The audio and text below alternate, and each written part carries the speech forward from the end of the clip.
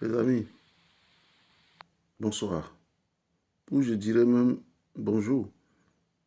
Parce qu'en ce moment où je suis en train de vous parler là, il est 2 heures et quelques du matin. 2 heures et quelques du matin, heure de la France. Pour être plus précis, il est 2h59. Ben, moi j'étais tranquillement en train de dormir.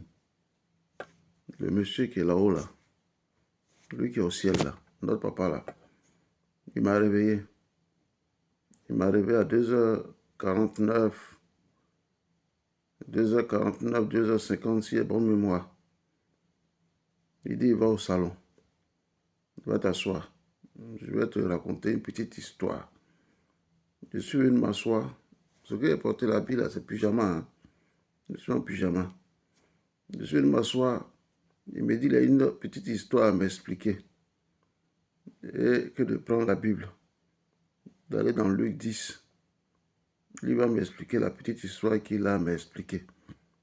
J'ai dit, bon, papa, est-ce que toi tu peux réveiller quelqu'un de son sommeil? Est-ce que tu peux tirer quelqu'un de ton sommeil pour dire que tu veux lui parler et puis il va refuser? Ah, je suis à tes ordres, papa. Il faut parler, je vais écouter. Et puis ce que tu veux qu'il fasse là, je vais faire. C'est toi mon patron. Alors il me dit de prendre Luc 10, à partir du verset 38. Je vais lire jusqu'au verset 42. Voilà la petite histoire dont il veut me raconter, qu'il veut m'expliquer. Donc, on va lire ensemble, mes amis. Voilà la Bible, hein. Voilà, la Bible est là. Voilà, la Bible est là, hein. On va lire ensemble, les amis. À cause des messages là, j'ai été tiré de mon sommeil. Quand le roi te tire de ton sommeil, tu as fait quoi? Tu es obligé d'obéir. En tout cas, je suis content de le servir. Parce que lui là, c'est mon ami personnel, je l'aime trop. Il m'a sauvé de beaucoup de situations. Hein. Si ce n'est pas lui là, actuellement, je n'étais même plus sur cette terre. Donc, Luc 10, verset 38 à 42. Comme Jésus était en chemin avec ses disciples, il entra dans un village et une femme nommée Marthe le reçut dans sa maison. Elle avait une sœur nommée Marie, qui s'étant assise aux pieds du Seigneur, écoutait sa parole. Verset 40. Marthe, occupée à divers soins domestiques, survint et dit, « Seigneur, cela ne te fait-il rien que ma sœur me laisse seule pour servir? Dis-lui donc de m'aider. » Verset 41. Le Seigneur lui répondit, « Marthe, Marthe, tu t'inquiètes et tu t'agites pour beaucoup de choses. » Verset 42. Une seule chose est nécessaire. Marie a choisi la bonne part, qui ne lui sera point ôtée. Donc, Jésus, il était en chemin avec ses disciples, et puis il est entré dans un village. Et il allait chez une femme nommée Marie, qu'il a reçue dans sa maison. Bon, sa sœur qui s'appelle il est rentré dans une maison et une femme qui s'appelle Marthe, nommée Marthe, l'a reçue chez lui. Et sa sœur était là. Sa sœur aussi s'appelle Marie. Donc les deux vivaient ensemble. Les deux étaient là. Et quand Jésus est rentré, Marie allait s'asseoir à ses pieds pour écouter la parole de Dieu. En tout cas, elle allait s'asseoir pour écouter la parole de Dieu. Marthe, elle était occupée à divers soins domestiques. Quand on dit soins domestiques, vous savez ce que ça veut dire? Peut-être qu'elle était en train de laver les assiettes, elle était peut-être en train de faire le ménage, ou elle était en train de cuisiner. En tout cas, elle était occupée. Elle n'avait pas le temps pour venir s'asseoir au pied du Seigneur pour écouter la parole de Dieu. Elle était occupée aux différents soins domestiques. Comme c'est l'occupation de certaines personnes. Quand c'est l'heure de la parole de Dieu, là, c'est là qu'ils trouvent qu'ils ont leur match de foot. Quand le match de foot va finir, là, voilà, là, ils vont écouter la parole de Dieu. Surtout quand il y a le mondial comme ça, là. Ou quand il y a la Coupe d'Europe ou la Coupe d'Afrique, là. Voilà, les gens sont scotchés à la télévision. Souvent même les églises même sont vides. Les dimanches, surtout si on dit la finale se joue le dimanche. Ou bien si l'église est composée à 80, à 60% de Camerounais, d'Ivoiriens, ou bien d'Antiers, ou bien je ne sais pas, de Français ou d'Allemands ou d'Anglais, peu importe. Mais que leur pays joue comme ça là, l'église est vide. On ne va pas les voir. Ils ne vont pas venir écouter la parole de Dieu. Ils sont occupés. Voilà, ils sont occupés à regarder leur match. Il y en a aussi qui sont occupés par le sommeil. Ils n'ont pas le temps de méditer la parole de Dieu. Ils sont occupés par le sommeil. Ils n'ont pas le temps de prier. Ils font des prières de 5 minutes, 2 minutes. Et puis c'est fini. Ils vont passer du temps devant télévision. Passer du temps devant Facebook. En train de zapper devant la télé. Ils zappent. D'autres vont aller sur Facebook. Ils vont rester 1 heure, 2 heures, 3 heures sur Facebook. Mais quand il s'agit d'écouter la parole de Dieu, de lire la parole de Dieu, de prier là, ils n'ont pas le temps. Ils sont occupés à diverses activités. Ils n'ont pas le temps. Vous n'avez pas le temps. Matt n'avait pas le temps. Elle était dans la cuisine, en train de laver peut-être les assiettes, de faire le ménage. Celui qui lui a rendu visite là, elle ne sait même pas pourquoi il est venu. Elle sait que c'est la parole qui est arrivée. Marie a compris ça vite fait. Marie a couru, elle s'asseoir à ses pieds pour être nourrie spirituellement. Toi, tu as problème. C'est toi qui te plains tout le temps, ça ne va pas, ça ne va pas. Mais quand l'heure de la parole de Dieu arrive là, tu es occupé à d'autres choses. Souvent même, on ne te voit même pas à l'église. Mais tu es la première à te plaindre que ça ne va pas dans ma vie, ça ne va pas. Tu es le premier à te plaindre que ça ne va pas, ça ne va pas. Mais quand l'heure de la prière arrive là, c'est toi qui traînes les pas. On dit le culte commence à 9 h, toi tu viens à 11 h. Pendant les 2 heures là, tu étais où? Tu faisais quoi? Faut continuer, c'est une bonne chose. C'est comme ça que tes problèmes vont être résolus. Toi, tu penses que Dieu là, c'est ton camarade, quoi. Tu penses que Dieu là, c'est ton camarade. Tu vas jouer à lui comme on joue avec un ballon de ping-pong. Regardez-moi ça. Vous prenez Dieu là même pour qui même? Marc le prenait pour qui? Jusqu'à Marc, on va dire à Jésus. Il faut dire à ma soeur, ça ne te fait rien.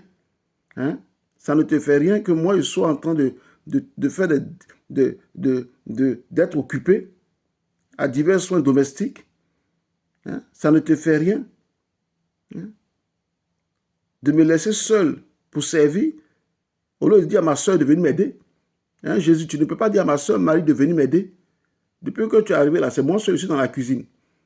Comme si Jésus, quand il est venu là, c'est comme s'il avait demandé quelque chose à Marthe. Quand il est venu là, comme s'il avait demandé quelque chose à Marthe. Comme s'il avait dit à Marthe qu'il a faim. Quand il n'a qu'à cuisiner, il va manger. Comme s'il lui a demandé quelque chose. Il ne lui a rien demandé. Lui, il est venu apporter le message de la vie. Lui, il est venu pour nourrir leurs âmes avec la parole de Dieu. Parce que de la même manière, la nourriture physique fortifie le corps. De la même manière, la nourriture physique fortifie le corps. Fait croître le corps, fait grandir le corps. C'est comme ça aussi la nourriture spirituelle fortifie ton esprit, ton âme. La nourriture spirituelle aussi fait grandir ton âme. Voilà.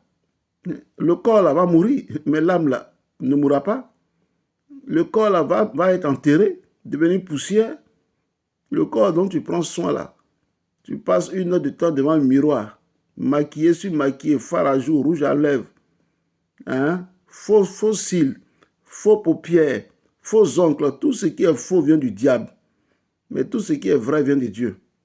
Oui, le corps que tu prends le temps pour entretenir là, quand tu vas mourir là, 4 jours après là, les ongles là vont commencer à quitter. 4 jours après ta mort, les ongles vont commencer à quitter. 5 jours, ton corps sera enflé. Le ventre va s'enfler. La bouche sera ouverte, béante. Le gaz toxique là va commencer à sortir. 6 jours après, 7 jours après, le corps va commencer à pourrir. Déjà, 4e jour même, il va commencer à sentir déjà. Le corps que tu prends le temps de passer 1 heure devant le miroir. Le corps que tu nourris même là, à cause de ça, tu ne peux même pas jeûner. Ce corps, il va retenir la poussière. Les asticots vont bien bouffer ça, mais ils vont se rassasier.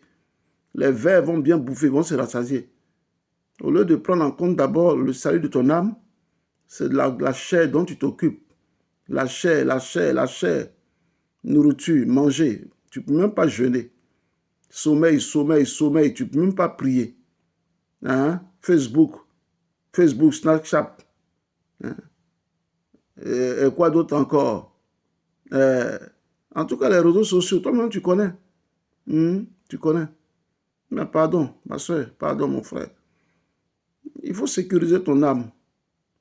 Il faut te rapprocher du Seigneur. Il faut laisser les choses vaines. Tout est vanité de vanité. Tout est vanité. Il y en a même à cause du travail. Ils ne viennent plus à l'église. Ils travaillent lundi jusqu'au dimanche. Du dimanche jusqu'au lundi. Il faut travailler. Travaille. Il faut gagner tout l'argent du monde entier. Gagne tout l'argent, remplis ton compte bancaire. Mais le Seigneur dit que vaut-il un homme de gagner le monde entier s'il perd son âme? Et puis vous qui jouez avec les hommes de Dieu, là, continuez de jouer.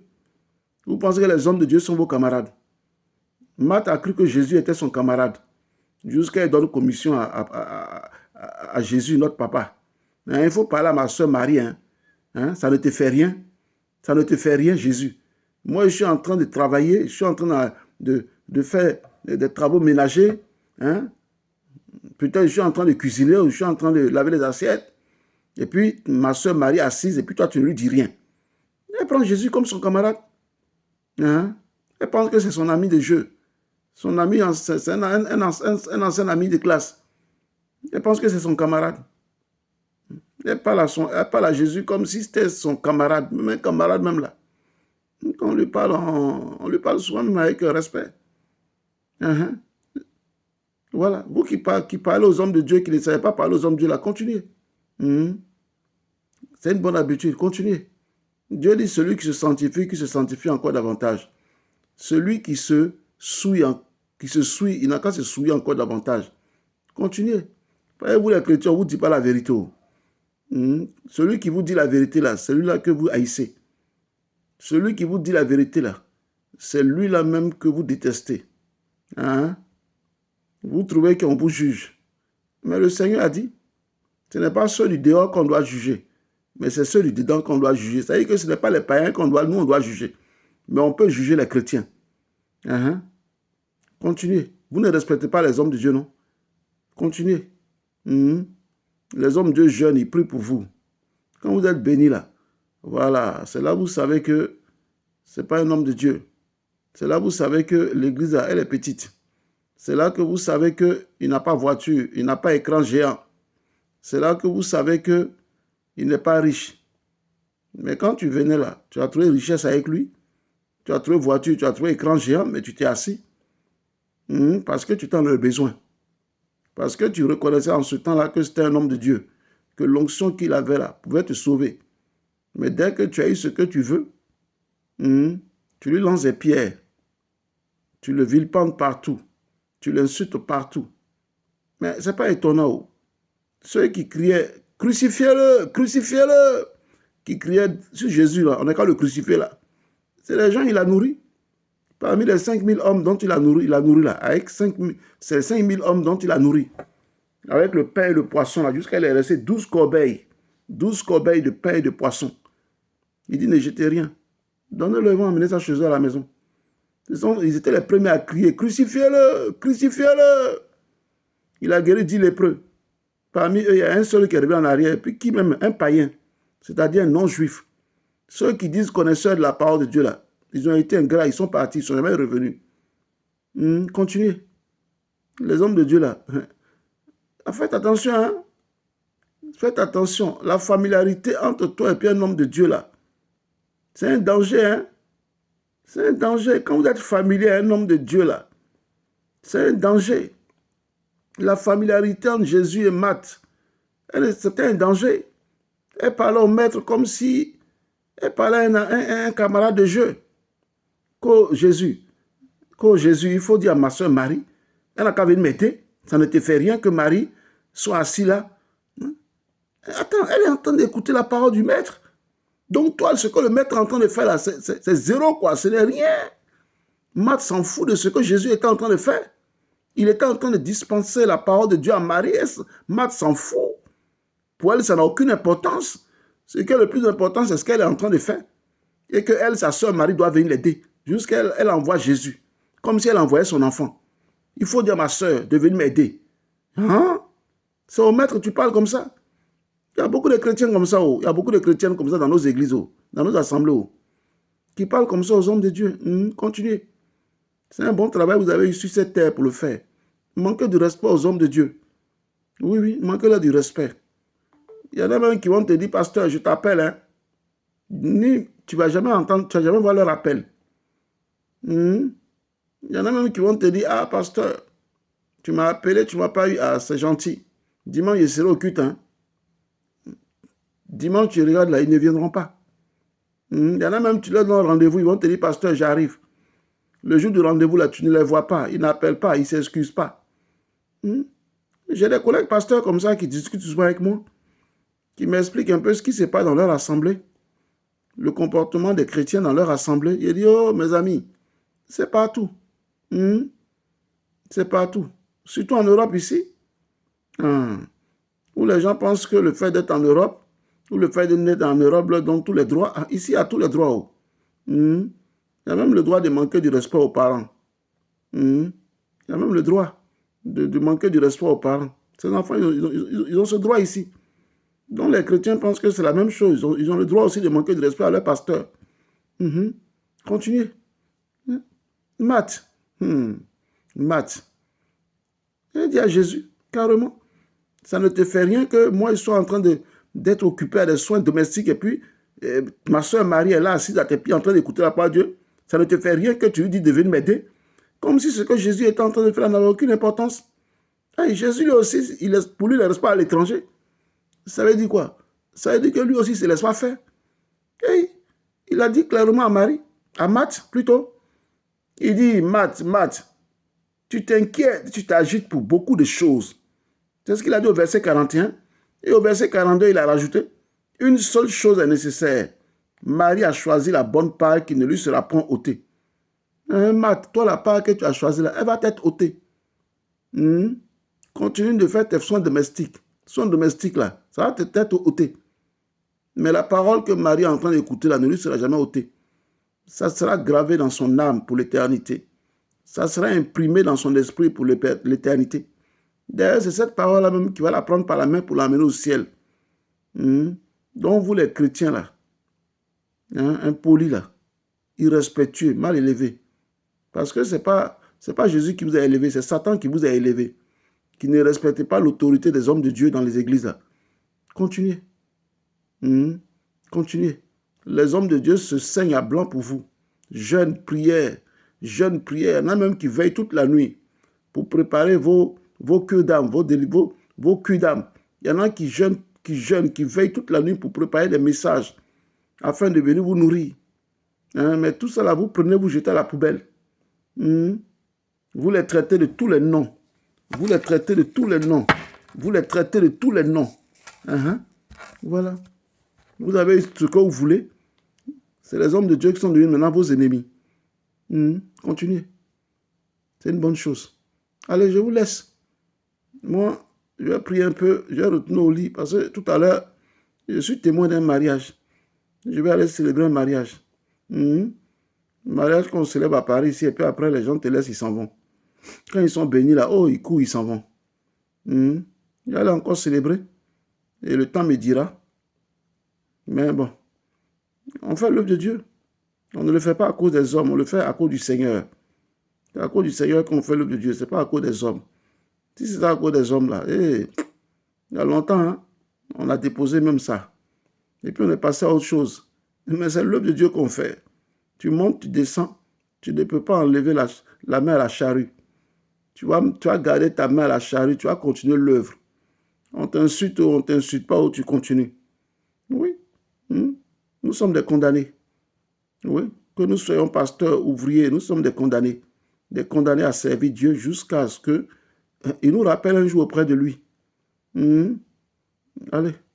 Donc, lui-même, il dit, à celui dont l'œuvre est consumée, celui dont l'œuvre ne s'est pas poursuivie, il perdra sa récompense. Qui va perdre sa récompense? Moi. Il dit à mes collègues pasteurs, il dit, ne perdez pas votre récompense. Hein.